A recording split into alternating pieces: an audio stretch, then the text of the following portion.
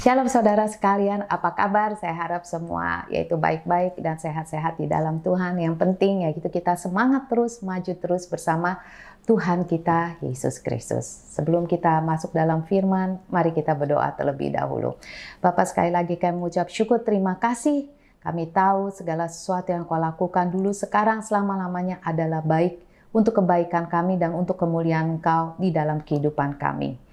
Dan Tuhan, biarlah Roh Allah sendiri beracara dari permulaan sampai akhir. Engkau yang mempermudah untuk saya membawakan dan memberikan firman-Mu, Tuhan. Engkau juga memilih kata-kata yang tepat. Dan juga Engkau mempermudah setiap yang mendengar, Tuhan, menerima firman-Mu, Tuhan, dan merangkul firman-Mu, Tuhan. Dan juga sama-sama kami semua menjadi pelaku dari firman-Mu, Tuhan. Terima kasih, Tuhan. Dan biar sekali lagi Roh Allah yang beracara dari permulaan sampai akhir. Roh Allah memberikan yaitu kata-kata yang tepat dan juga Engkau sendiri yang mengambil alih semuanya. Di dalam nama Yesus kami berdoa. Haleluya. Amin. Dan saya percaya yaitu judulnya ini sangat menarik sekali, yaitu tumbuh melalui kritikan. Yaitu saya percaya setiap kita itu tahu apa itu kritik dan setiap kita pada umumnya nggak suka dikritik. Dan biasanya kita yaitu apa yang kita lakukan, kita membela diri kita, atau kita lari menghindari orang tersebut. Apapun yang kita lakukan supaya kita nggak mau dengar kritikan tersebut. Tapi sayangnya waktu kita melakukan demikian, kita nggak bisa melihat yaitu kebenaran dalam kritik tersebut, apa kebenaran daripada yang mereka katakan. Dan saya nggak usah jauh-jauh, contoh yang paling terbaik adalah Yesus Kristus. Dia adalah contoh yang paling sempurna, yang mendapat kritikan yang paling keras di depan begitu banyak orang. Tetapi yaitu kita tahu Yesus menanganinya dengan kasih karunia, kebijaksanaan, dan kerendahan hati. Memang di sisi lain kritik juga dapat disalahgunakan ya. Beberapa kritik itu umpamanya bisa berakar karena orang itu cemburu sama kita, atau memang mereka benci sama kita, atau juga mereka pahit terhadap kita. Tapi tujuan daripada mereka memang untuk menjatuhkan. Ya, namun gimana juga negatifnya atau gimana pahitnya kritik tersebut, kita sebagai orang percaya, kita yang dikatakan mengenai Yesus, kita dipanggil untuk mengikuti teladannya dan belajar bagaimana menangani kritik dengan cara yang dapat memuliakan Tuhan dan mempromosikan perdamaian di antara yaitu orang-orang sekeliling kita. Susah nggak? Susah. Dapat dilakukan nggak? Dapat. Amin. Jadi sebelum kita dapat menangani kritik dengan bijaksana, nomor satu yaitu kita perlu memahami apa sih itu kritik sesuai dengan firman Tuhan. Kalau kita lihat yaitu kritik sesuai dengan firman Tuhan, kritik itu juga dipakai sebagai alat untuk bertumbuh.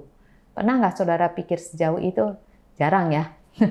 Tapi kita lihat, di dalam Amsal 27 ayat 17 dikatakan besi menajamkan besi, orang menajamkan sesamanya.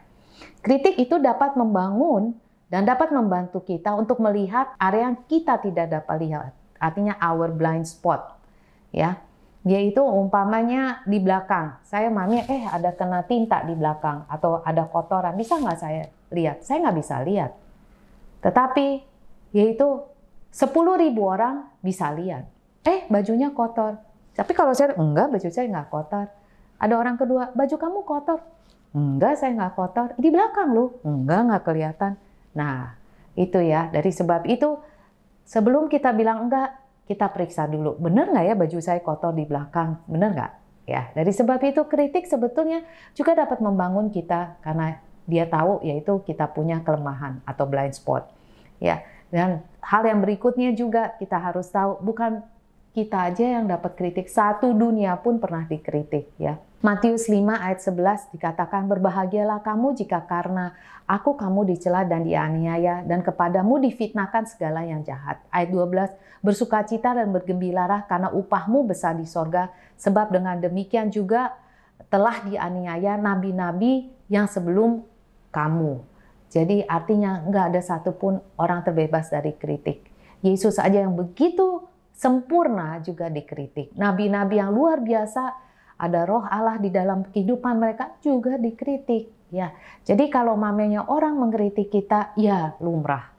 Tapi mari kita jangan tenggelam dalam kritik, tapi kita yaitu maju lebih lagi.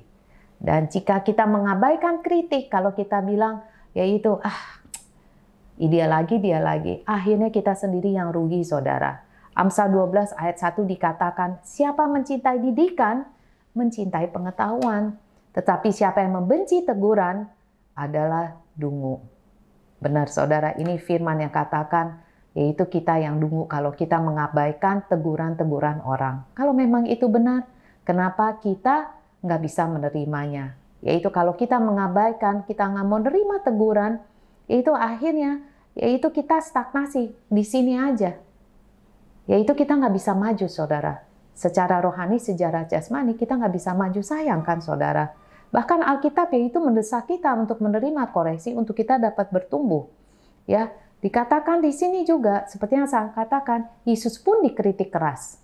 Umpamanya, seperti di Markus 2 ayat 16 dikatakan, mengapa ia makan bersama dengan pemungut cukai dan orang berdosa? Padahal dia melayani, itu aja dikritik. Melakukan baik aja dikritik. Ayat 18, mengapa murid-murid Yohanes dan murid-murid orang Farisi berpuasa tetapi murid-muridmu tidak?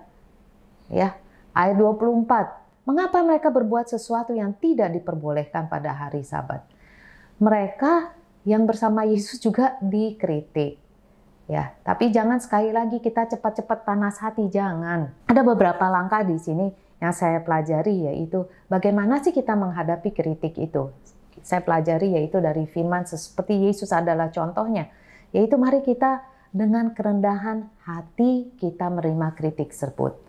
Karena saya percaya kerendahan hati adalah kunci yang luar biasa. Kunci yang nomor 1 kalau saya bilang sangat efektif untuk menghadapi kritik. Terutama jika kritik itu sangat pahit atau sangat keras di telinga kita. Karena insting daripada kita pertama kali kita yaitu pasti kita bela diri. Ya, namun lebih baik kita berhenti dulu, kita dengerin dulu apa yang dikatakan mereka, benar apa enggak. Yakobus 1 ayat 19 dikatakan, hai saudara-saudara yang kukasihi, ingatlah hal ini, setiap orang hendaklah cepat untuk mendengar, tetapi lambat untuk berkata-kata dan juga lambat untuk marah. Jadi kalau memang yaitu kita dengar orang kritik kita, jangan marah dulu. Dikatakan yaitu hendaklah cepat untuk mendengar, tapi lambat untuk berkata-kata. Seringkali kita menyesal dengan kata-kata yang keluar daripada mulut kita. Dan jika kritik itu benar, yaitu atau bahkan 50% kebenaran atau bahkan hanya 20% kebenaran, tetap dengan rendah hati kita jujur aja kepada diri kita sendiri ya. Mengakui kesalahan tersebut. Kita nggak usah, wah saya salah, nggak usah gitu. Tapi kita dengan kerendahan hati lah kita mengakui yaitu kesalahan kita, benar nggak? Kalau saya percaya gini, orang yang dapat mengakui kesalahannya dengan kerendahan hati, itu sebetulnya dia menunjukkan kedewasaan dan kemauan dia untuk bertumbuh. Saya bacakan ya, di 1 Petrus 2 ayat 22 dan 23. Dikatakan, ia tidak berbuat dosa dan tipu tidak ada dalam mulutnya. Ini mengenai Yesus, ayat 23. Ketika ia dicaci maki, ia tidak membalas dengan mencaci maki. Ketika ia menderita, ia tidak mengancamnya, tetapi ia menyerahkan kepada Dia yang menghakimi dengan adil. Ya, kita nggak usah bela diri, tapi izinkan Tuhan, yaitu melakukan segala sesuatu. Tapi bagian kita, janganlah kita berbuat dosa dengan mulut kita. Bahkan ketika kritik itu pun sangat menyakitkan, saya pelajari ya pasti ada sesuatu kebenaran daripada kritik tersebut. Dan dengan rendah hati, yaitu terima aja. Kalau saya sih, ya terima aja ya. Meskipun saat itu sulit kayak makan pare gitu ya, kayaknya pahit banget, atau kayak makan umpamanya daun pepaya mentah, kayaknya pahit banget ya. Tapi udahlah, kita terima aja dengan kerendahan hati. Amsal 15 ayat 31 dan 32 dikatakan, orang yang mengarahkan telinga kepada teguran yang membawa kepada kehidupan akan ditinggal di tengah-tengah orang bijak. Ayat 32, siapa yang mengabaikan didikan membuang dirinya sendiri, tetapi siapa yang mendengar teguran memperoleh akal budi. Amin, saudara sekalian. Jadi kalau kita terima yaitu teguran, kita memperoleh lebih lagi pengetahuan, lebih lagi kepintaran. Dari sebab itu, waktu kritik dilontarkan, kalau kita nomor 1, jaga hati kita. Itu kata-kata yang tepat sih. Jaga hati kita. Jangan kita langsung tersinggung, lalu muka kita berubah. Dan sikap kita itu nggak suka gitu terhadap orang tersebut. Apalagi saudara, bukan hanya sikap aja, tapi seringkali, oh oke gitu ya, oh ya thank you. Tapi dalam hati itu dongkolnya setengah mati ya. Keselnya setengah mati. Minggu depan saya nggak mau duduk sebelah kamu. Ya, apalagi di gereja. Langsung satu duduk depan, satu duduk belakang, satu duduk barat, satu duduk timur. Jangan saudara, kan nggak enak ya. Maksudnya kalau kita ke gereja dengan kita ada kedongkolan di hati kita, nggak enak saudara. Atau yaitu kita balas dengan di dalam status. Jangan ya saudara ya, dikatakan yaitu jangan saudara. Itu artinya kita membiarkan itu emosi yang mengendalikan kita saudara. Dikatakan akal budi membuat seorang panjang sabar. Itu di Amsal 19 ayat 11. Dan orang itu dipuji karena memaafkan pelanggaran. Ya, barangkali saudara menganggap dia salah, ya udah maafkan dia. Tetapi jangan izinkan yaitu kamu punya emosi, wah jadi liar, jadi kemana-mana, jadi kayak anjing liar gitu ya. Kemana-mana. Saya nggak mengatakan saudara anjing, bukan. Jangan. Ya, saya nggak mengatakan gitu. Saya mengatakan itu perasaan kita jadi liar kemana-mana. Jadi sebab itu kita, udah emosinya nggak bisa terkendalikan. Lalu kita lakukan apa? Oh kamu gitu ya. Oh saya juga taruh di status.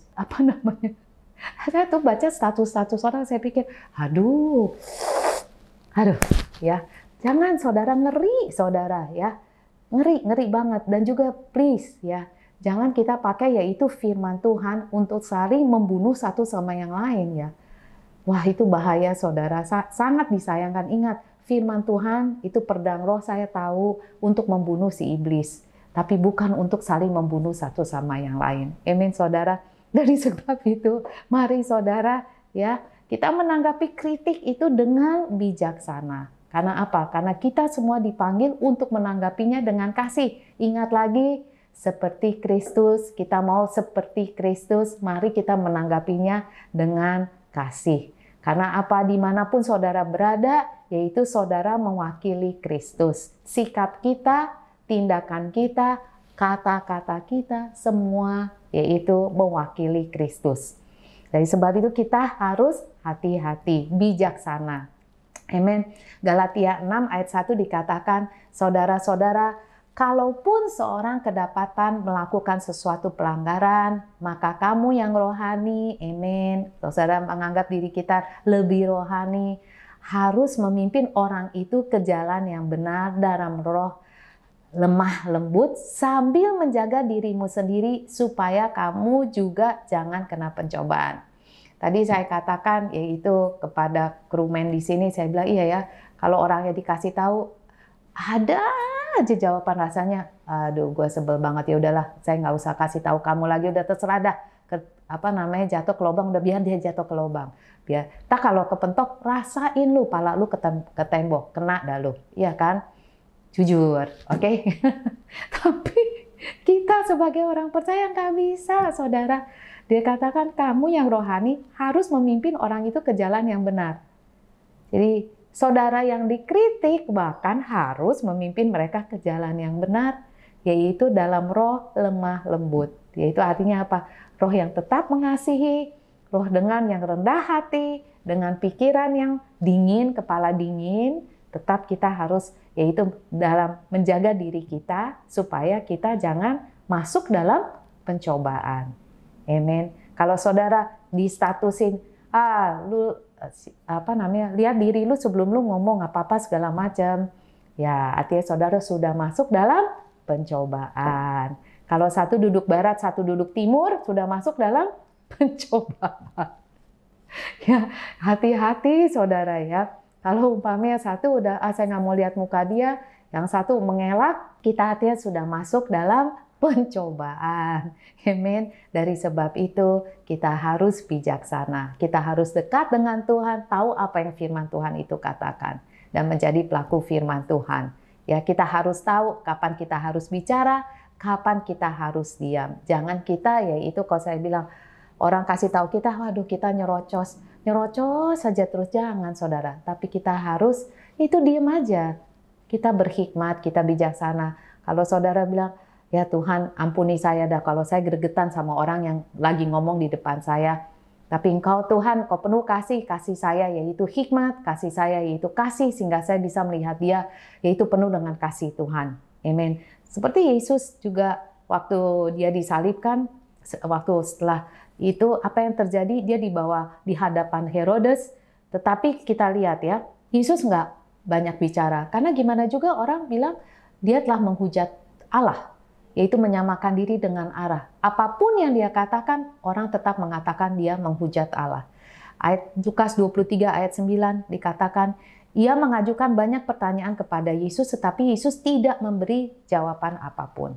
Jadi ada saat-saatnya di mana yaitu untuk kita bijaksanalah, yaitu untuk kita tidak langsung retaliate, jadi langsung yaitu membela diri gini. Percuma saudara bela diri. Kalau orang itu udah melihat saudara salah, yaitu tetap aja saudara salah.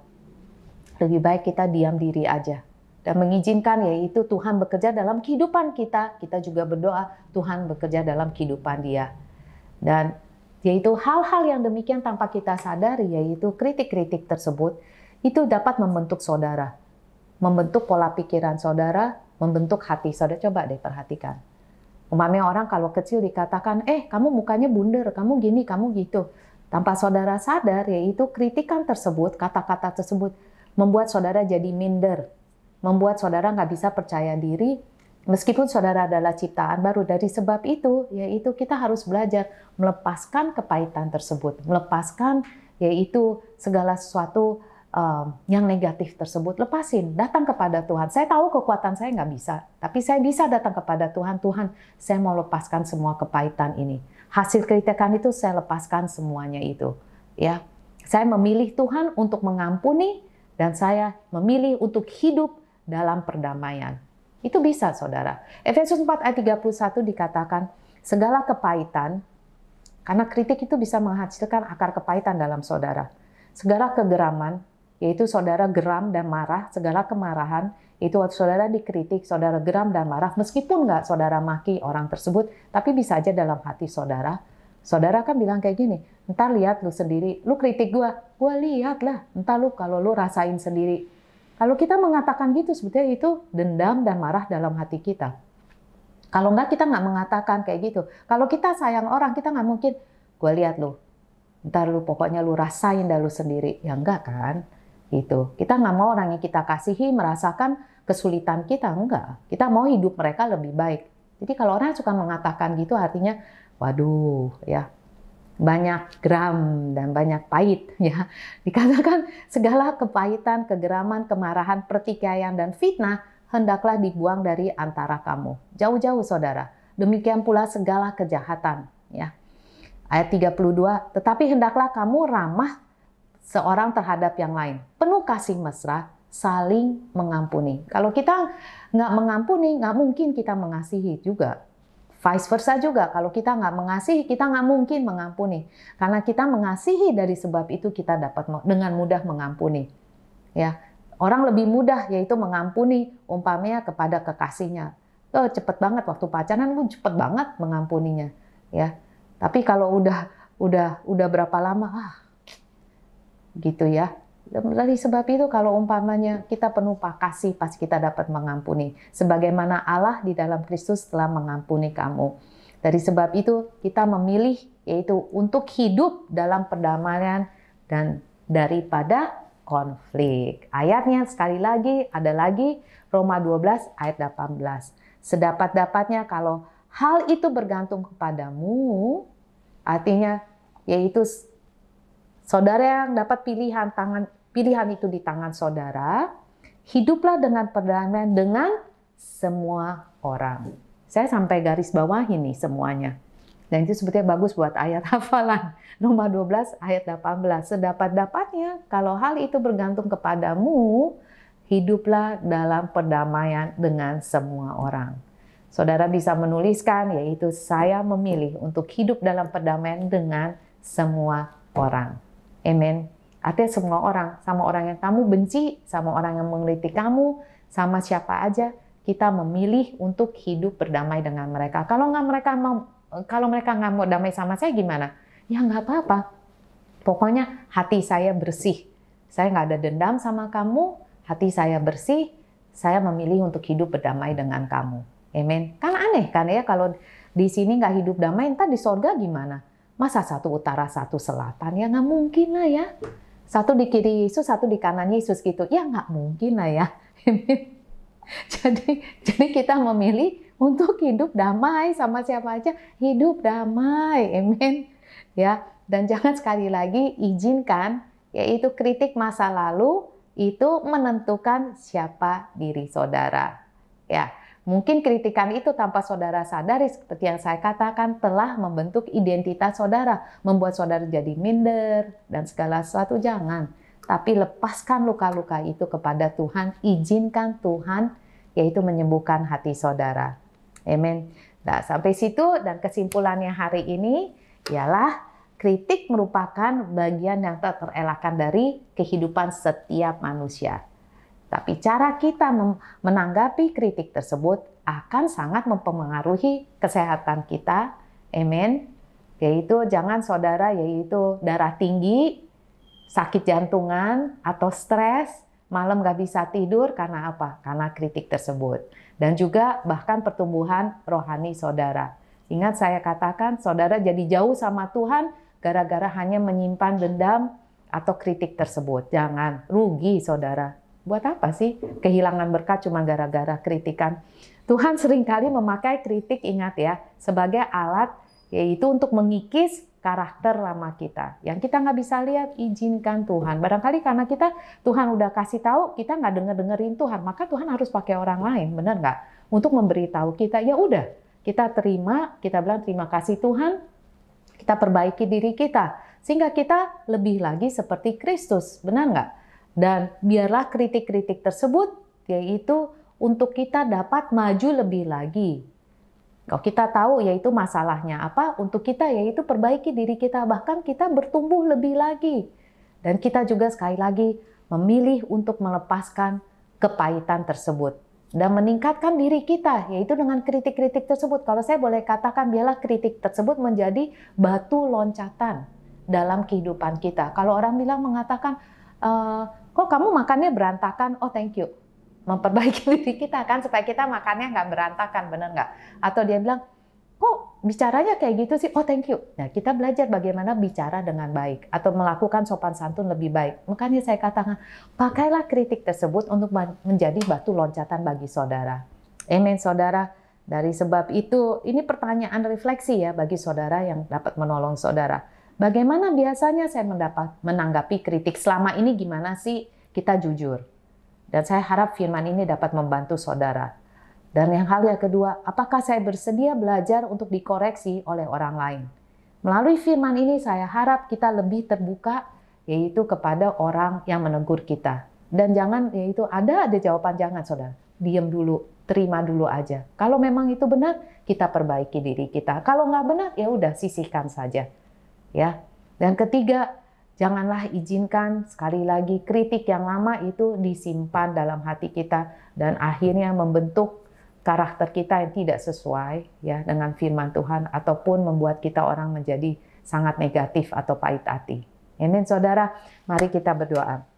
Bapa sekali lagi di dalam nama Yesus kami datang kepada Engkau, kami sangat mengucap syukur dan berterima kasih oleh firman yang diberikan sore hari ini Tuhan.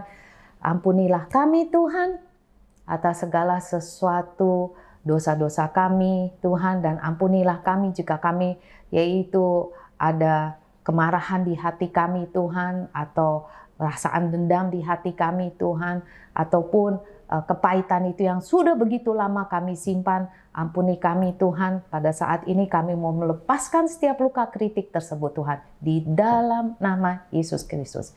Kami memilih untuk mengampuni, saudara bisa sebutkan nama orang tersebut, kami memilih untuk mengampuni mereka di dalam nama Yesus Kristus.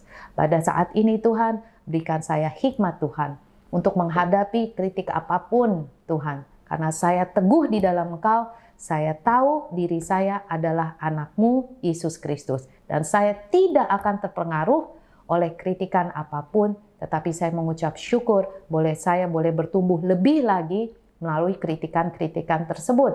Dan bantu saya Tuhan untuk menerima atau menanggapi kritikan tersebut dengan kerendahan hati dan melihatnya sesuai dengan firman-Mu.